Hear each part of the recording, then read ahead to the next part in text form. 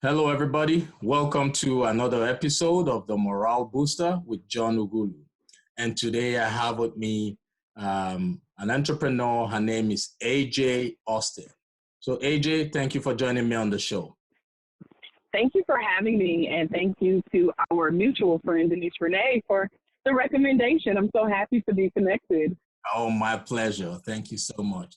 So AJ, my viewers and listeners are interested in knowing who you are and what you do. So please tell us, do not summarize it. Please feel free to make it as detailed as possible. Okay, so tell us who you are and what you do. Sure, it's like how much time do we have, right? It's unlimited to me. On my end, unlimited. So. Ooh, okay. Right. So my name is Andrika J. Austin. I go by AJ for short, Coach AJ to be exact. I am a master life coach trainer. I do what I love. I absolutely love what I do, John. I use what I know to leverage that expertise and help people, I'll tell you who in a minute, but increase their impact, their influence, and their income. I am a graduate of Mercer University, class of 2016, so that's not too long ago. But I use my bachelor's degree in training and development, along with the 7 years that I've had as a life coach, a master life coach, and now a master life coach trainer, to train and certify Black women online as life coaches in one day. Oh, okay. Yes, that's a good one. That's a good portfolio, helping people become better because by lifting others. Mm-hmm. That's a good one. Thank you so much. Okay, so can you please tell us what motivated you to become an entrepreneur? Yeah, so a lot of us, especially women, I have to speak to Black women because I'm an expert at being a Black woman. Absolutely. Feel free. I've been one all my life, right? Yeah. So we are usually that girlfriend that our friends call and they complain to. They ask for our advice. They ask for our opinions. And we're like, you know what? I've been helping people so long get breakthroughs for free. I'm ready to get paid and increase my household income and that contribution, especially during a time like this when we're at home, we're trying to figure out what our next steps are. Some people are wondering where their next client or paycheck or payment is going to come from. Yes. And so I love that I get to help educate Black women as they come over to the entrepreneurship side from employees. And so I got my start very long ago, but not so long ago. I've been in business altogether for 15 years. In the last 7, Whoa. I have been a certified life coach, now getting in the training space with over 130 certified life coaches around the world. Whoa. But that journey has not always been easy. And I'm happy to dive more into it to tell you exactly how I got here. But I like to follow your lead as the host. This is your show. I don't want to take over, but I'm happy to fill in the blanks as you need me to. It's all right. No problem. So just feel free. That's the whole idea. That's why we're here. Your message will definitely resonate with a lot of people. And the essence of bringing you on board on this program is so you can let people who are within your niche understand that they have greatness within them and that you would be able to help them walk through that path of achieving their greatness. So feel free.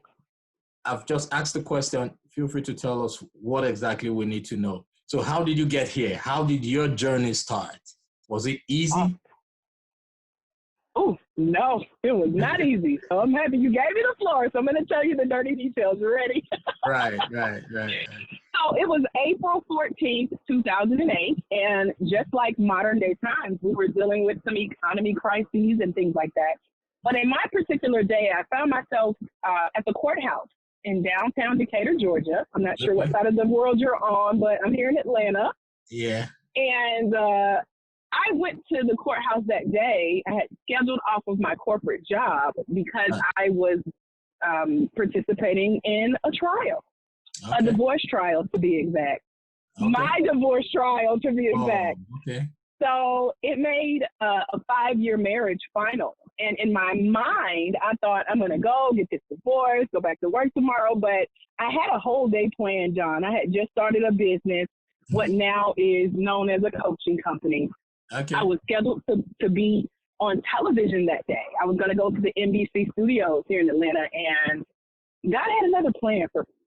Now, I have to give a disclaimer. I'm a Christian woman. I ain't trying to convert anybody, but you're going to hear me talk about God, Jesus, Scripture, the Holy Spirit. No it's problem. who I am. Yeah, Good. Okay. Thank you for that. Yeah. And so once I signed on the dotted line that day, and I started walking out of the courthouse, I thought I was headed down the hallway. I can still hear like the click of my heels on the floor, kind of rushing, trying to get to the TV studio because that part of my life was over. And then I headed to the elevator, and as I pushed the down button and I stepped on, and then I turned around and I seen my now ex-husband for the last time as the doors began to close. And in that very moment, John, my phone in my purse started to ring. Now, you know, if you're on an elevator, you don't really get a good reception.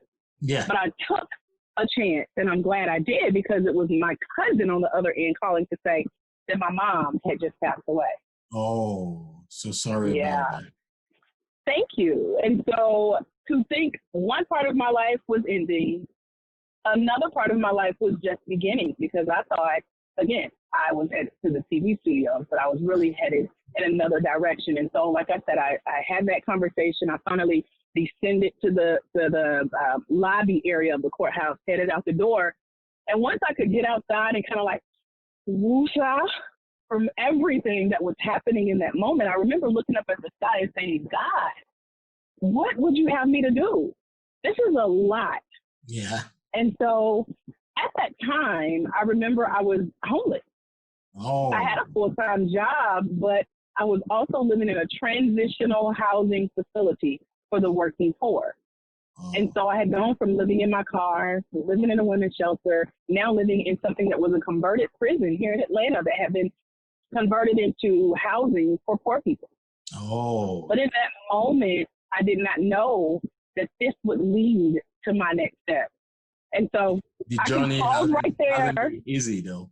Yeah. It has not been easy. This isn't even like the good part, but I want to pause and give you a chance to kind of interject, and let's keep the conversation going. Please do. Please do. Yes. Just keep telling us, please. You know, because there's so many people out there who your story will resonate with. That's the essence of this program. There's so many women. Yeah. So I share parts of my story in my one-day online certification process, and I slowly ease people into it because it's a lot to take in. Yeah. But I love the fact that I can share who I am, and like you said, it resonates with some people who need to hear it. There's someone out there that may find themselves in this position right now. Absolutely. And they just need a word of encouragement, and so I'm going to continue. Yes. So I remember sitting in the cubicle of my corporate job from day to day and kind of like daydreaming off, like, if I wasn't here, what would I be doing? And so I kind of thought myself into the position that I was now in, dealing with the death of my mom. So to put a little bow on that part of my life, I ended up going home, taking over my mom's home because her mortgage company called and they were like, you can't leave her house empty. She just had this built from the ground up. What are you going to do? Right. So I handled her $500,000 in medical expenses. I took over her mortgage and I paid her funeral costs. Now I am the oldest girl, the only girl out of 3 of my mom's children. Oh. And so of course the weight of her entire world was on my shoulder. So how do you wrap up someone else's life? And more than that, how do you see yourself beyond the moment? Because again, in that moment, I'm asking God for my next steps, but he also deposited just this knowing in me that it was something he had trusted me with, and I knew I couldn't mess this up. Right. So over time, I spent getting myself together, sitting with my story. Years went by. I wanted to know what my next steps were going to be. A little key detail that I left out in that story was that a week after I took off time to handle my mother's affairs, we had 4 additional funerals.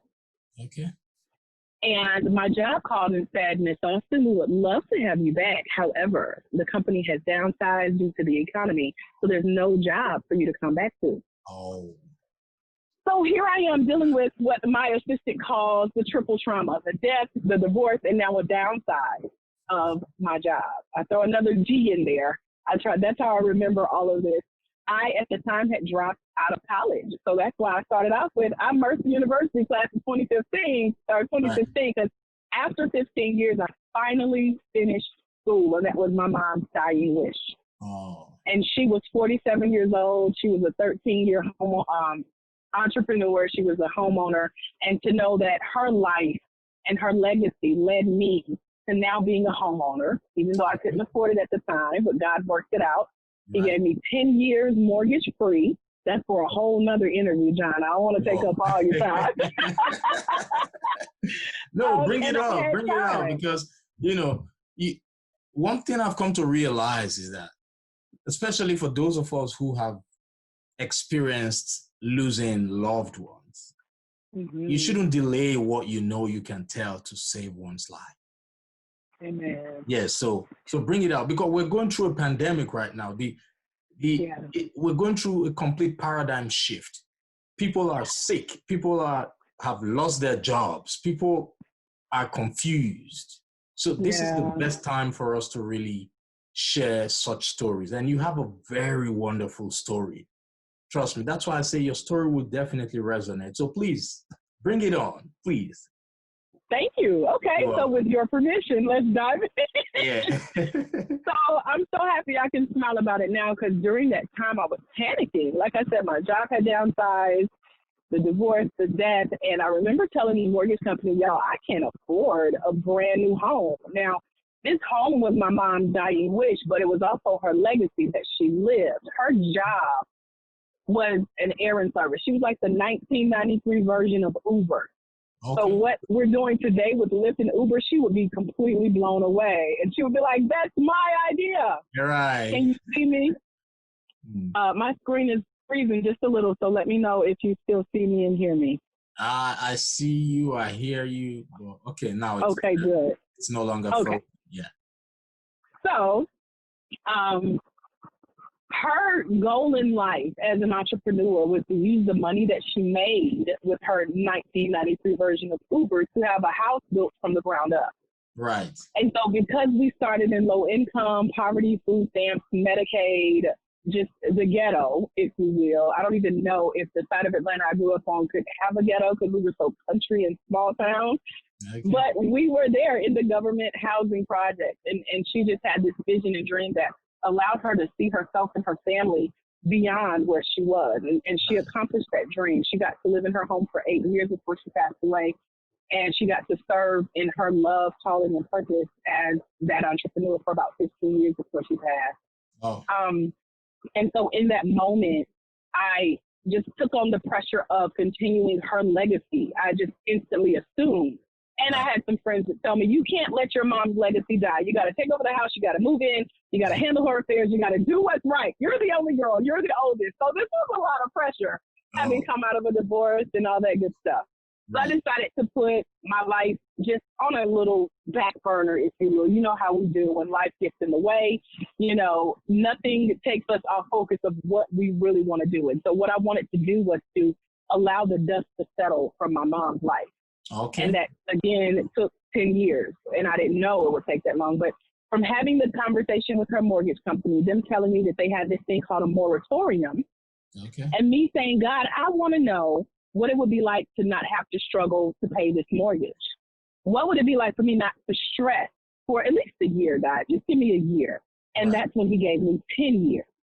And that 10 years came because I did have the communication, open dialogue with the mortgage company saying, it's just me. I lost a job. I'm going through a divorce. I'm single.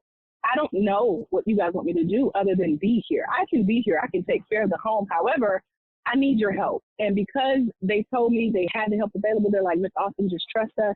Thank you for being open. Here are your options. And 10 years later, I found myself not only having not had to pay mortgage, but by the time I moved out of the home, they sent me a letter saying, by the way, we forgive those 10 years. And we also say you don't owe us a thing. Here's the proof. You have a zero balance, your $200,000 home, debt is paid in full. Whoa. And thank you. for letting us serve you for 10 years. So that, John, was kind of what happened, okay? Wow, wow, wow. That's great. That's great. Because, at times you don't plan for things that come your way, but the main thing is not to give up. Suicide is not even an option, especially when one is going through tough times. So if you're listening to AJ right now, I know she's talking to someone's soul. I know she's speaking to someone. Do not give up. It's only cowards who commit suicide.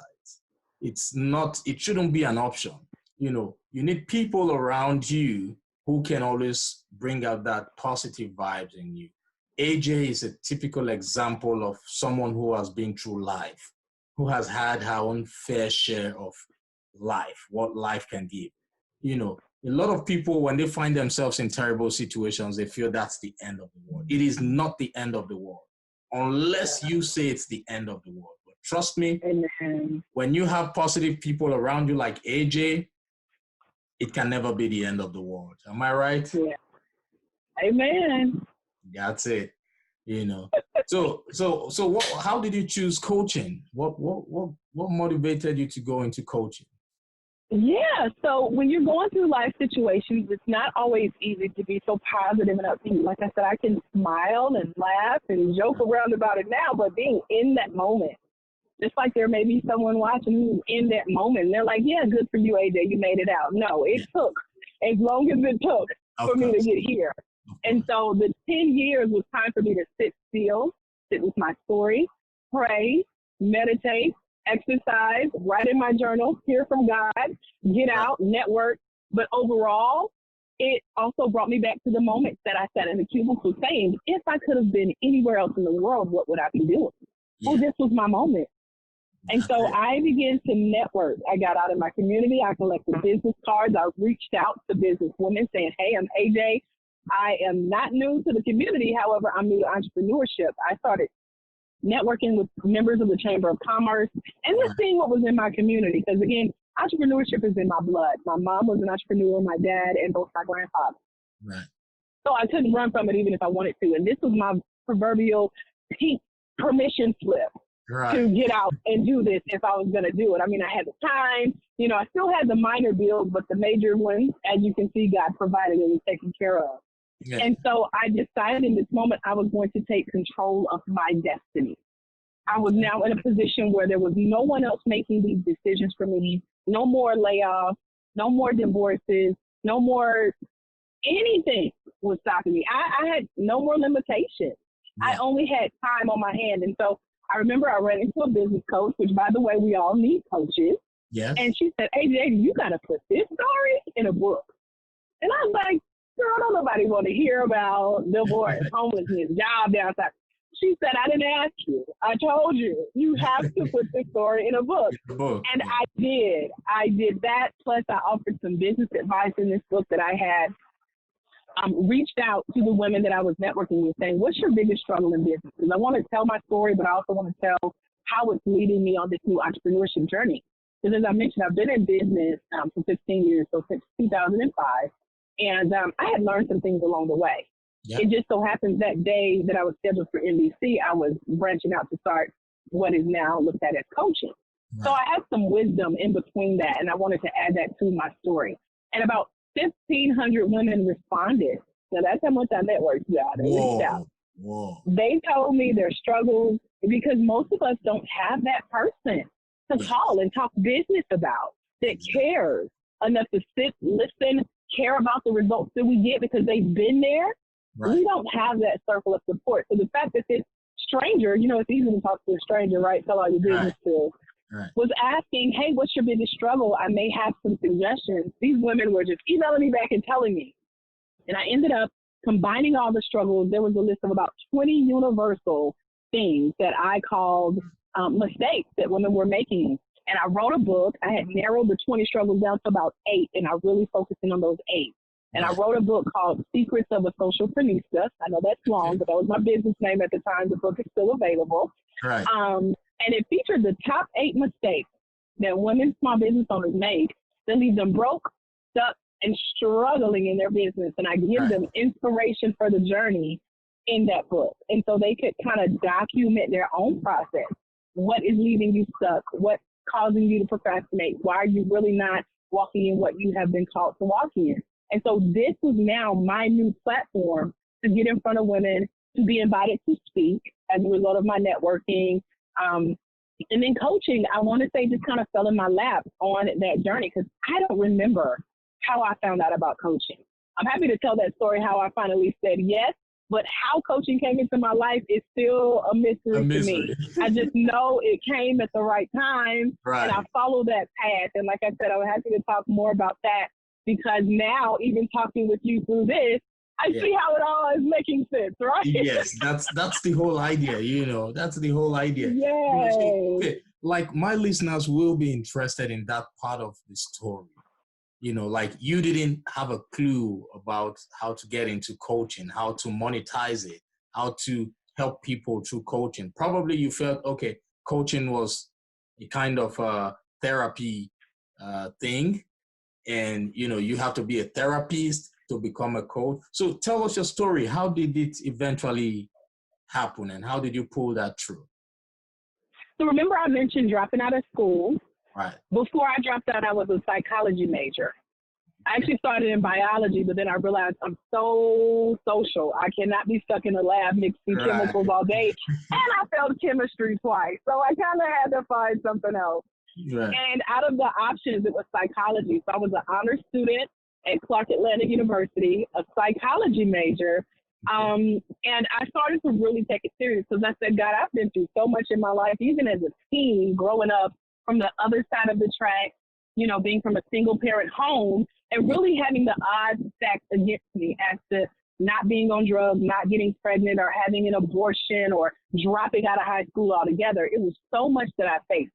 And I knew that if I started in psychology, that I would help myself. And my prayer and my promise to God was, if I can help myself through this as a psych major, I promise I'll also help other people. Okay. So that was the negotiation. Like, me and God have been in this for years, okay? Oh, so I okay. said, I want to help myself as I help others. And so, unfortunately, I had to put that journey on the back end, but I didn't know that over that 10-year span of me being in my mom's home, this would also be my introduction into getting back into school. Because while networking with the chamber members, one of them happened to be an admissions counselor at Mercer University. And she said, AJ, you are so good at speaking. You have such a wonderful story. I see you helping so many women. You already do what our program is designed to do, which is you're a trainer. And I've been told that all my life. You're such a great teacher. You know how to break simple things down. Like, notice how long it's taking me to tell this story, but it's because I have little bitty nuggets in there that someone needs to hear. And her name was Breezy. And Breezy said, come meet with me on Monday morning. Let's sit down and talk about your future plans. And it wasn't just her. In that moment, I also heard my mom's voice saying, AJ, finish school. Yep. Make something of yourself. That's what she told me to do. It was her dying wish. So her, Breezy, my mom's voice, and another advisor at Mercer said, just get the degree. You already do it, And I started applying for scholarships. Some of the scholarships that I had at Clark Atlanta, when I had to put education on hold, they were waiting on me to pick it back up. So $100,000 later in scholarships, I graduated from Mercer University, class of 2016. The car that I drive today was my final scholarship check graduation gift to myself. Woo! And so I did it. I made it happen. That degree was for my mom. Now I'm back in school, registered with Liberty University. It's an online academy. They have a program for a master's degree in life coaching. Okay. But as I mentioned, there's some stuff in between we can talk about as to, like, what made you say yes? How did you give yourself permission? Because a lot of us are waiting on that permission for what's next. But you can kind of piece together what happened on my journey that got me here, right? Right. That's a good one. That's a very good one, because I have a similar story. Because I dropped out of the university at a point in my life. But I was born into a family where education is paramount. I'm originally from Nigeria. So we typically don't joke with education. Yeah. At a point, due to youthful exuberance, I dropped out. I was first in mechanical engineering, and I dropped out because of youthful exuberance. Well, it got to a point in my life, I knew education was key to me. I'm not saying it's very, very important to everybody, but to me, it is paramount. I had to go back. I had to go back, and I completed a bachelor's in computer science. So those are stories. Those are stories I would use, to explain to my children how chasing those, starting to chase those little dreams works out. Education was paramount to me. I did it. It was paramount to you, and you did it. No matter how late or how long it took you, you got it done. That's what they call chasing of dreams. And I like that about your story, because it kind of resonates. But right now you are centered around helping queens, Black queens. Black queens. That's it. I really appreciate it. So if you're a Black queen out there and you're listening to AJ right now, she is your go-to person. She is that lady who would be able to help you identify and eliminate those limiting beliefs in your life. They say there's never a right time to get things done. Networking, like she said, is paramount. You cannot sit down in your house to expect things to happen to you. Luck, they say, is when preparation meets opportunity. Now you have the opportunity right in front of you. You have AJ sitting right in front of you, and you've got no excuse not to reach out to her, except on your own, you are destined to fail. But I don't care what you think about yourself. I don't know what you know or think about yourself. All I know is that if you're listening to me right now, you are destined for greatness. Amen. So AJ, thank you so much for that. But I'm going to ask you another question. Now, there are so many ladies out there who feel they have limiting beliefs that cannot be eliminated. For example, some women feel they cannot go back to school because probably they still have young children. Some of them feel like, for example, I know I have a lot of listeners who have bachelor's degrees, who have master's degrees, and they are immigrants from Nigeria. On getting here, the jobs they're doing are not commensurate with their level of education because they just feel they need to pay the bills. There's no time to get that training, that extra training to take them to that white collar job or to take them into the level of entrepreneurship they want to be. So what can you tell to those people who are finding it difficult to pull themselves out of those limiting beliefs to go after their dreams? Thank you for that. First, I got to give a shout out to Nigeria. My neighbor for 10 years was from Nigeria. She just texted me the other day. So I have to tell her about you. Like, you'll never believe, So, yeah, being in the home and having good support. Like, my neighbor was one of my good supports. When I was struggling my hardest, she just came through on so many levels. She would just come sit on the edge of my bed and we would have these long conversations.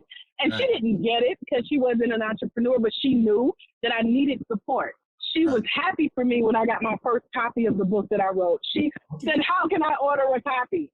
So she's in the healthcare field, and she's one of those that from sunup to sundown was always on and always working, but she's also a success story for when education and when getting what you want out of your life is important to you, you make the time.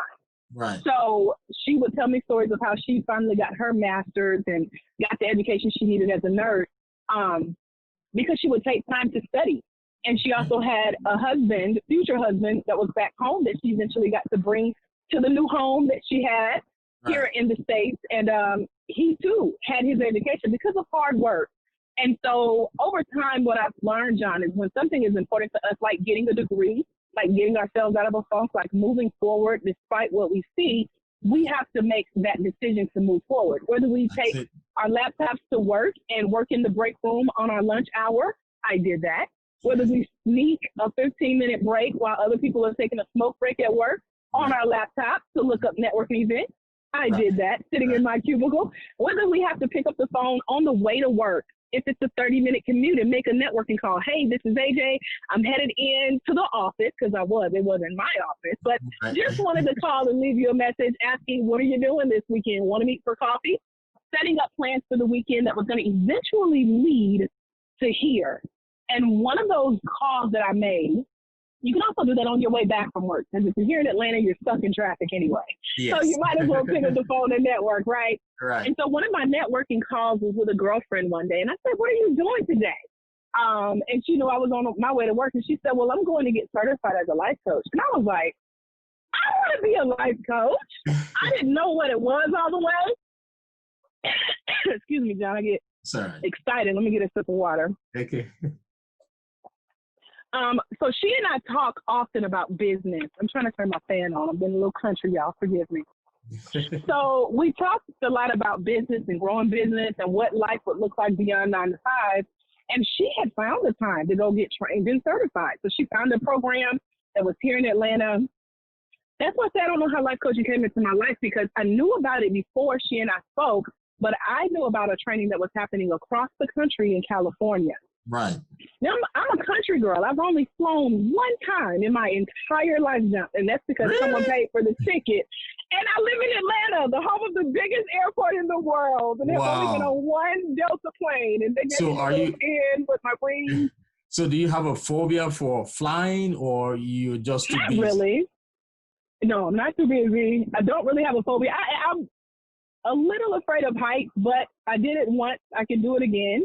Okay. And again, it did help that the program that I was in, when I thought I was going to end up in medicine, I was a biology major, and they flew me from Atlanta to Virginia, you know, and they paid for the ticket, and they were paying me for the fellowship that I was flying to.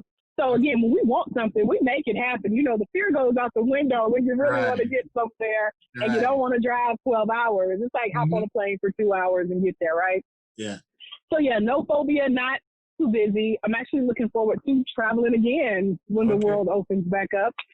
But at that time, I couldn't see myself traveling from Georgia to California by myself and paying $5,000 to become a certified life coach, because that was the price of the program. So probably the money probably scared me more than the flight. It was like, okay, where's this money coming from? I'm fresh out of homelessness. I just got this house that I really can't afford, but they're working with me. Like, how am I going to pay you? So come to find out, the program that my friend told me about was only $299. Wow. And I was like, what?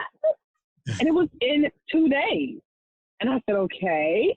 So she and I made an agreement that she would go to the training, she would try it out, and then she would call and tell me how it was. Right. Well, she went to the training, she got certified, she called me, but she would not tell me what happened. She said, AJ, all I ask is that you open your heart and open your mind, and you just gotta be there. She's like, what I tell you will not do it justice. Right. I want you to be there so bad that I'm gonna pay for you to go, and I'm gonna pay for your hotel stay. Oh. And I said, okay, you know. So we worked it out. And this was as I was nearing graduation, and I ended up going to get certified April 27th, 2013, became an internationally recognized certified personal life coach.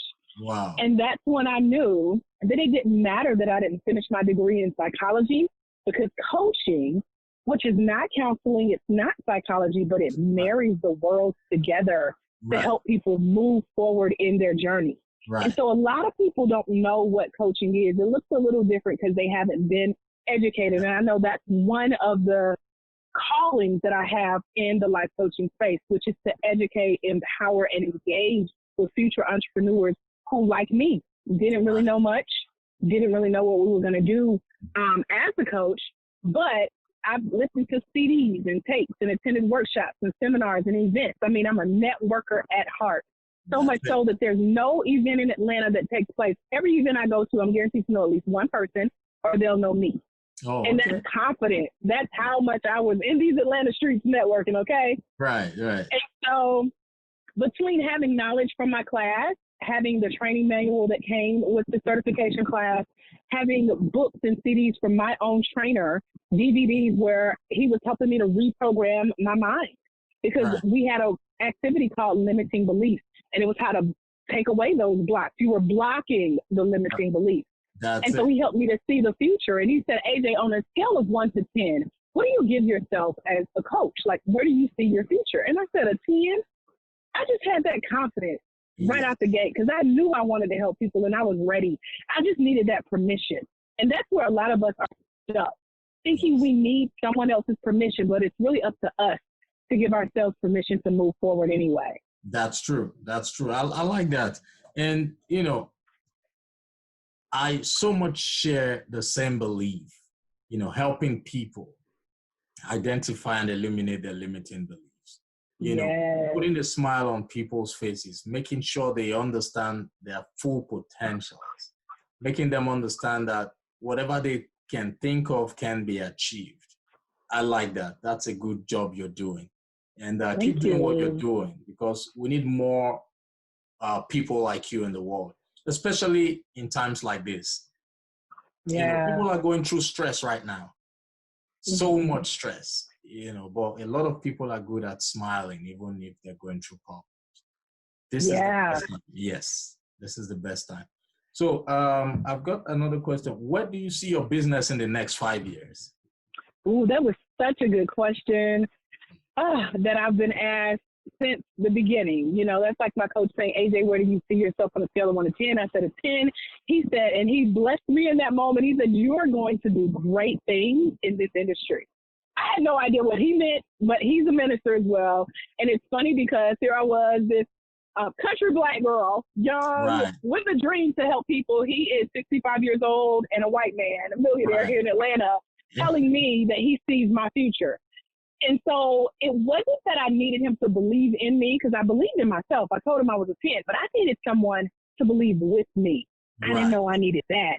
But because he gave that sprinkling of his blessing, saying, you're going to go far. I remember after the training, I started networking even harder. And while I was networking, I was invited to speak. I was featured in newspapers. I was like growing my following online, telling people who I was and what I did as a coach. I have YouTube videos that are still up from 7 years ago when I did my first training video saying, let me tell you about the life coaching experience and how cool it was. And I started to get invitations to speak. And when I would speak within my local community, people loved the confidence I had. And they said, you mentioned this thing called life coaching. What is that and how do I get it? Because I want what you got. Right. Or I would call people on stage and give them what we call hot seat coaching, where I would help them have a breakthrough or a transformational moment in front of a couple hundred people. Right. And never failed. Afterwards, people would approach me saying, how do I get what you just did for her? And so I started sending people who were interested in becoming coaches to the same certification training that my friend sent me to. And I became an affiliate with that training. And then a couple years later, that same life coach training company that certified me reached out to say, AJ, we see you have a degree in training and development. We told you were going to go far. You knew you were a 10. We knew you were going great places. Now we want to partner with you and have you be one of our lead trainers and certify other coaches. Wow. And I was like, really? I didn't know this was the opportunity that I needed. But once again, God knew. I said yes. And it was a 4-year training partnership with this multi-million-dollar company that trained and certified me. I, for 4 years, would be live like this for 8 hours in heels and Spanx in my best suit, training and certifying coaches. And people from around the world, Malaysia, Austria, Australia, the Cayman Islands, Africa, they would come into this training to get certified with Coach AJ. I became the face of this brand. And 110 coaches later, I was deemed a master life coach trainer, combining my Mercer University degree with my story and the success that I'd had speaking and training and helping other people. And now I was offered that partnership. But the story changes is the last little part of my story. I'm happy to fill in that blank, but I want us to have a chance to talk a little bit more about where I am in the story right now. Right.